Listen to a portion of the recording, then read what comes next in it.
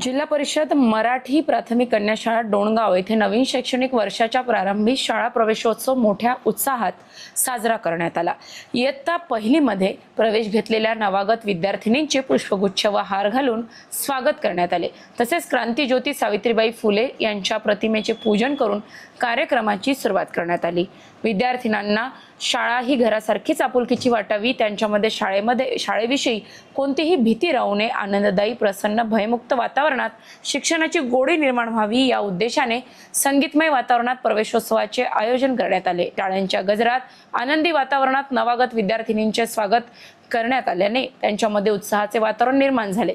कार्यक्रमाच्या अध्यक्षस्थानी शाळा व्यवस्थापन समितीचे अध्यक्ष सौ सुनंदा काळे ह्या होत्या, तर केंद्रस्तरीय विशेष शिक्षक RD सरोदे प्रमुख अतिथी म्हणून उपस्थित होते। शाळेच्या मुख्याध्यापिका KS गवई यांनी विद्यार्थिनींना मार्गदर्शन करताना जिल्हा परिषद शाळांमधील दर्जेदार शिक्षण संस्कार भयमुक्त वातावरणाचे महत्त्व विशद केले।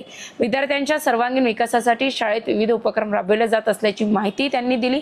प्रमुख अतिथी RD सरोदे यांनी शासनाकडून विद्यार्थ्यांना मिळणाऱ्या मोफत पाठ्यपुस्तके, गणवेश, शालेय साहित्य तसेच विविध शैक्षणिक योजनांची सविस्तर माहिती देत पालकांनी मुलांना नियमित शाळेत पाठविण्याचे आवाहन केले।